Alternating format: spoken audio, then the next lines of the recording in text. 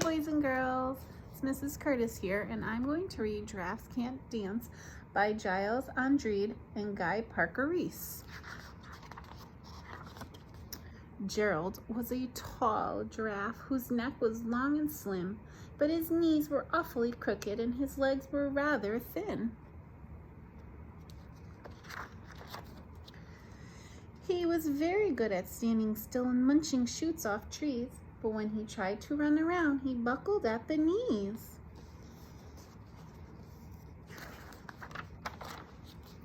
Now, every year in Africa, they hold the jungle dance, where every single animal turns up to skip and prance in the jungle dance.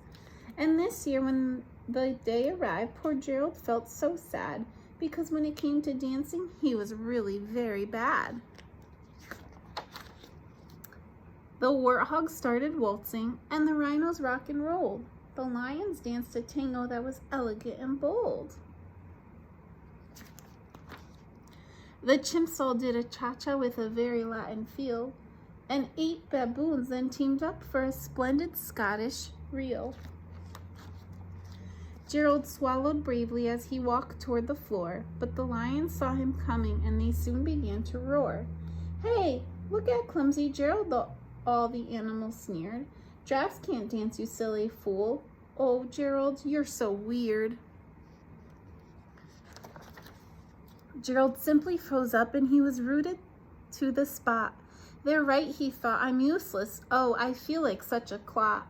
So he crept off from the dance floor and he started walking home. He never felt so sad before, so sad and so alone. Then he found a little clearing and he looked up in the sky. "The moon can be so beautiful," he whispered with a sigh. "Excuse me," coughed a cricket who'd seen Gerald earlier on, "but sometimes when you're different, you just need a different song." "Listen to the swaying grass and listen to the trees. To me, the sweetest music is those branches in the breeze. So imagine that that lovely moon is playing just for you. Everything makes music if you really want it to." With that, the cricket smiled and picked up his violin. Then Gerald felt his body do the most amazing thing. His hooves had started shuffling, making circles on the ground. His neck was gently swaying and his tail was swishing round.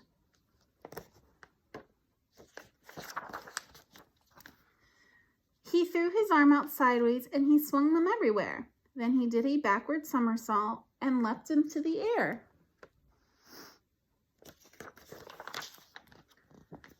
Gerald felt so wonderful, his mouth was open wide. "I am dancing, yes, I'm dancing, I am dancing," Gerald cried. Then one by one each animal who'd been there at the dance arrived.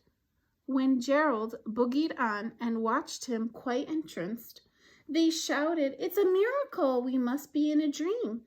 Gerald's the best dancer that we've ever seen." "How did you learn to dance like that? Please, Gerald, tell us how." But Gerald simply twirled around and finished with a bow.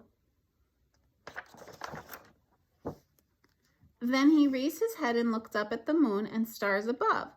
"We all can dance," he said, "when we find the music that we love."